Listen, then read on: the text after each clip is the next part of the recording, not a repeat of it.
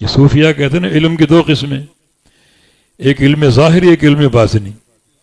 کہتے ہیں تمہارے پاس علم ظاہر ہے، ہمارے پاس علم باطن. علم باطن کیا ہے؟ امام فرماتے ہیں کہ بدعت اور ضلالت ہے. بدعت اور ضلالت مثلا الصلوات الخمس ہمارا علم ظاہر، 5 نمازیں فرض ہیں، نماز کی حیت، نمازوں کے اوقات. وہ کہتے ہیں یہ ظاہری باتیں، تمہیں مبارک ہو. ہمارے ہاں نماز کی ایک باطنی حقیقت ہے، اور وہ ہے جو 5 ہستیاں ہیں، علی، حسن حسین، فاطمہ اور محسن، ان 5 کا ذکر، ان کی قلبی محبت اور ان کا کثرت سے ذکر، یہ علم باطن. ان 5 نمازوں کی جگہ یہ 5 شخصیت ہیں. یہ 5 نمازیں تمہارا علم ہے، علم ظاہر، اور ان 5 شخصیتوں کا ذکر تکرار کے ساتھ یہ ہمارا علم ہے جو علم باطن. حج ہے، تم جاتے ہو حج کرنے، طواف اور سعی اور سارے کام انجام دیتے ہو، احرام باندھنا، یہ تمہارا علم ظاہر، تمہیں مبارک ہو. علم باطن کیا ہے؟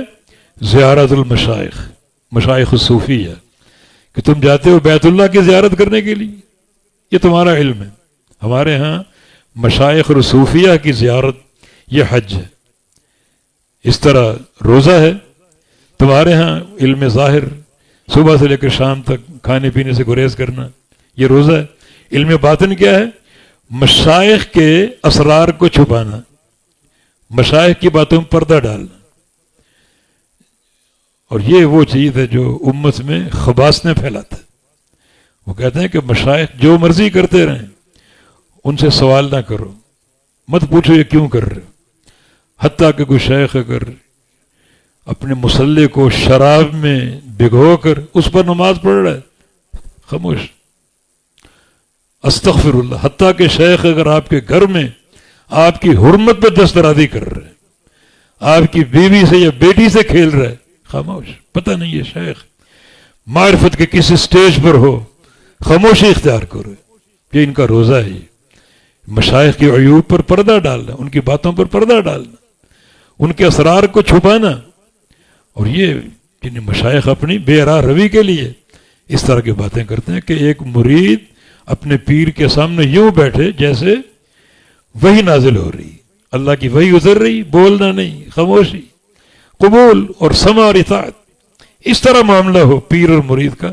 پیر جو بات کرے سنتے رہو، نہ سوال. یہ علم باطنی، یہ علم باطنی.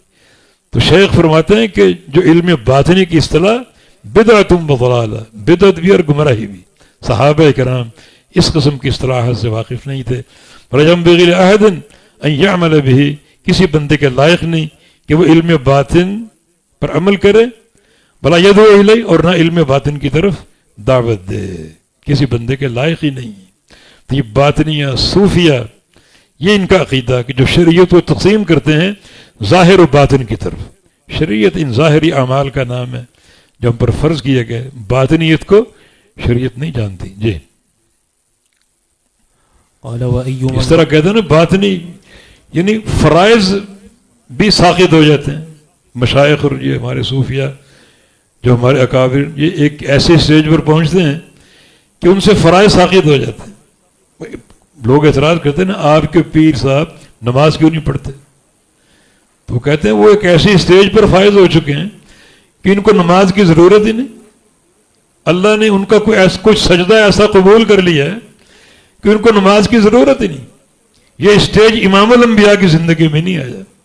آپ آخری مرض میں تھے اور پاؤں میں طاقت نہیں تھی، 2 ساتھیوں کا سہارا لے کر گھسٹتے پاؤں کے ساتھ مسجد میں گئے نماز پڑھنے کے لیے. تو یہ یقین آپ کو کیوں نہیں ملا؟ وہ کہتے ہیں فاعبد ربک حتی یاتیک الیقین. یقین کا معنی یہ ہے کہ ان کو ایسا یقین مل چکا ہے کہ یہ بخشے جا چکے، سب کچھ قبول ہو چکا ہے، اب ان کو نماز کی روزے کی ضرورت نہیں، جو مرضی کرتے رہیں، سب قابل معافی. یہ باطنی علم ہے جو سوائے شیطانی ڈھکونسلے کو کچھ نہیں ہو سکتا. جی